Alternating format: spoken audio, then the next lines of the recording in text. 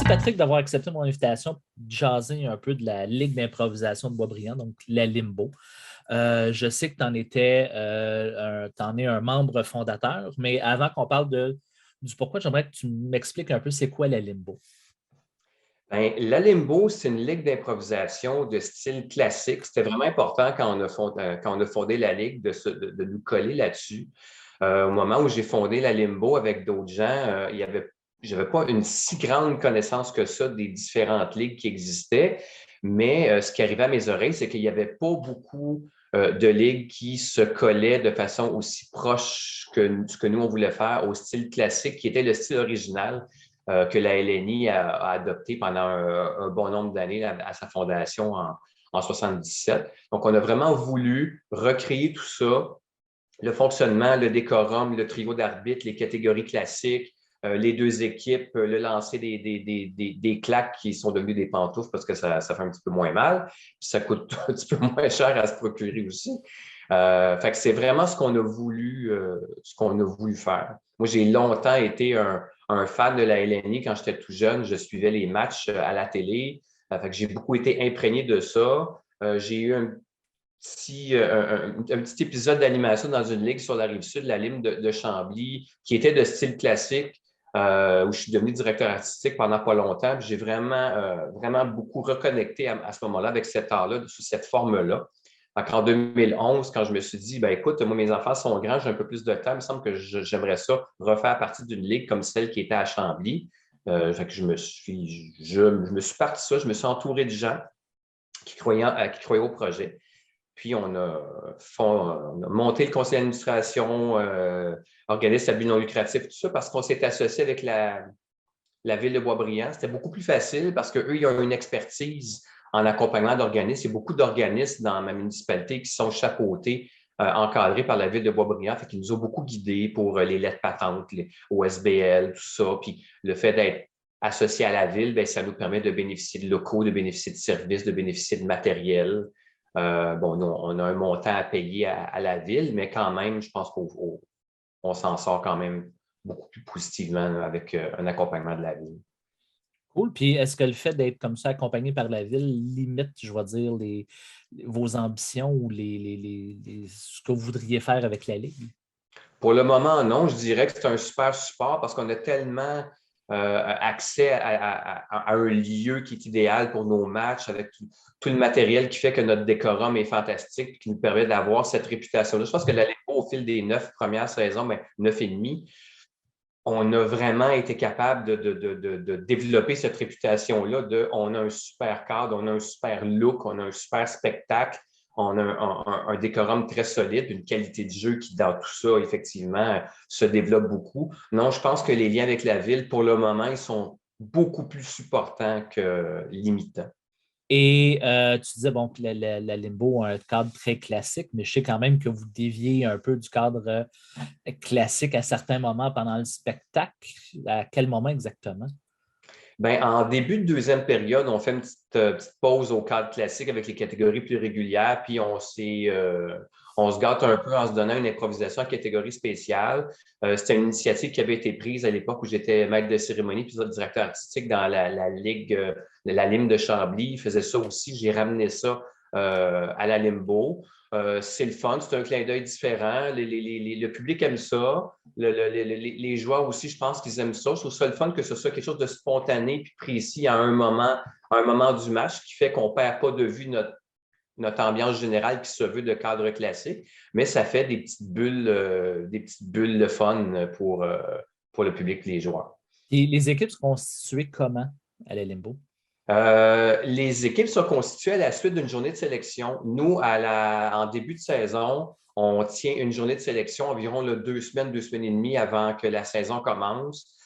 Cette journée de sélection-là, elle est organisée là, par moi comme directeur artistique, mais on a aussi les joueurs entraîneurs, puis l'arbitre en chef qui se mettent de la partie. On organise des ateliers pour essayer que les candidats puissent nous montrer dans différents contextes, avec différentes façons de faire, leur talent, qu'est-ce qu'ils sont capables de faire en improvisation, autant en écriture qu'en écoute, qu'en capacité d'interpréter des personnages, tout ça. On essaie de les mettre un peu en danger. Des fois, on n'est pas fin, on les met vraiment devant des défis particuliers.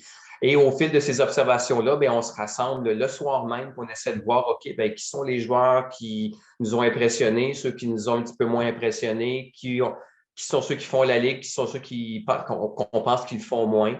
Puis là, on se répartit tout ça pour ensuite se monter des équipes 3 ou 4. Au début de la ligue, c'était 3. Maintenant, on est rendu à une ligue à 4 équipes de 5 joueurs. On essaie de monter les équipes les plus équilibrées, les plus balancées possibles à ce moment-là. Pas toujours facile, effectivement. Et c'est 5 joueurs réguliers et un substitut. Il y a un substitut. On a décidé depuis quelques années d'associer un substitut à une équipe dans un sens, on a des joueurs qu'on sait qui ont un certain potentiel, qui ne sont pas encore capables nécessairement de le mettre en action de façon pleine et entière, pardon. Et on prend ces joueurs-là dont on souhaite développer un peu de potentiel en les associant à une dynamique d'équipe pour justement favoriser ce développement-là puis faire grandir un peu l'improvisation classique chez eux. Et de quelle façon vous vous assurez d'encadrer et de faire évoluer finalement ces joueurs-là? Ces joueurs-là prennent part à toutes les activités de l'équipe, c'est-à-dire qu'avant les matchs d'une équipe, il y a toujours des ateliers d'avant-match, une espèce de pratique d'équipe. Ces joueurs-là prennent part à cette pratique-là. Et pendant les matchs, même si le joueur substitut n'est pas en action, parce que l'équipe est complète, le joueur substitut n'a pas de place, le joueur substitut est là, il prend part au match sur le banc, prend part au caucus, prend des notes sur l'action de ce qui se passe et tout. Donc, déjà, même sans être en jeu, il baigne dans le climat de match d'impro, puis il se développe là-dedans. Cool. Puis, y a-t-il d'autres moments durant l'année, à part ces pratiques-là d'avant-match, où, je vais dire, les joueurs peuvent faire avancer leur jeu? On a deux moments importants en début de saison, tout juste avant le dévoilement des équipes, notre premier événement de la saison, et vers la mi-saison, fin janvier, début février, où on a des espèces d'ateliers qu'on offre aux joueurs. Une demi-journée, un après-midi d'atelier, parfois organisé par des membres de la Ligue, donc les joueurs entraîneurs, l'arbitre en chef, tout ça, avec la direction artistique, mais à certains égards aussi, on a des formateurs de l'extérieur. On a déjà eu des joueurs de la LNI qui sont venus donner des formations ou des gens dont c'est le métier d'être formateur en improvisation qui viennent apporter leur couleur, leur expérience, leur vécu à nos joueurs, à nous, pour les faire grandir, pour leur faire voir une perspective différente de l'impro. Intéressant. Et le calendrier de la Limbo ressemble à quoi? On a un calendrier qui est réparti, je dirais, de fin septembre à fin mai.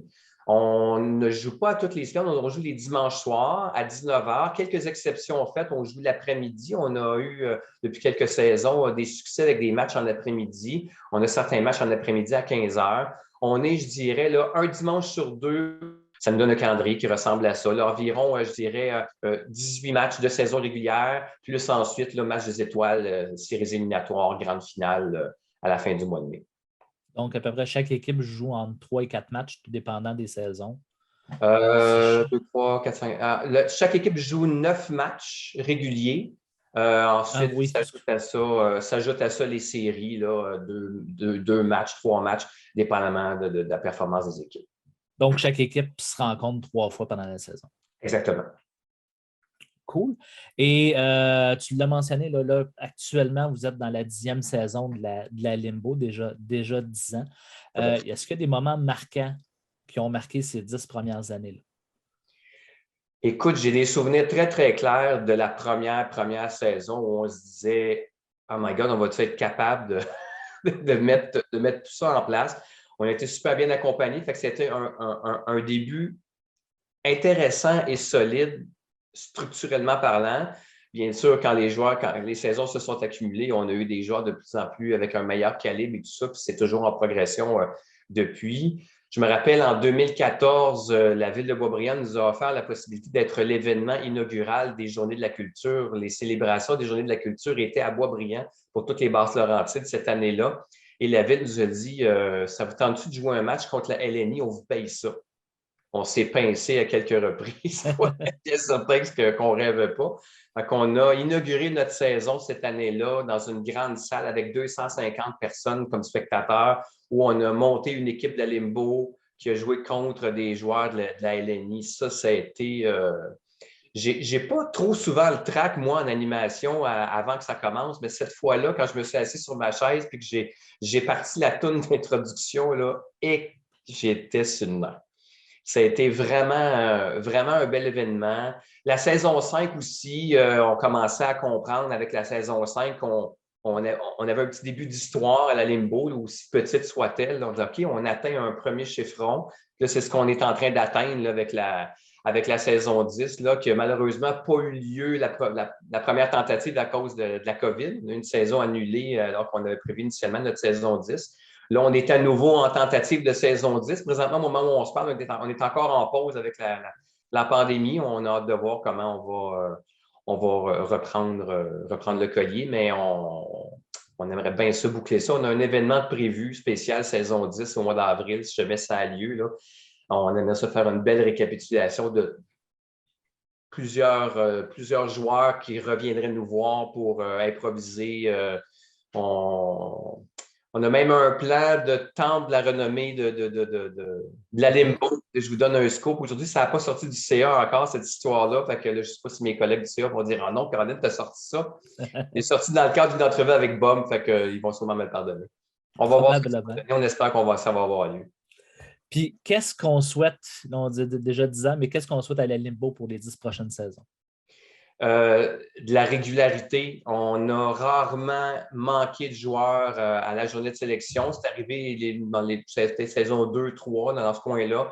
On n'a pas vraiment manqué de joueurs. Les gens reviennent. On a une belle régularité. Le public, de façon générale, revient. Parce que cette année, on a un bel encouragement du public pour l'année post-pandémie. On a des salles avec beaucoup de monde quand même.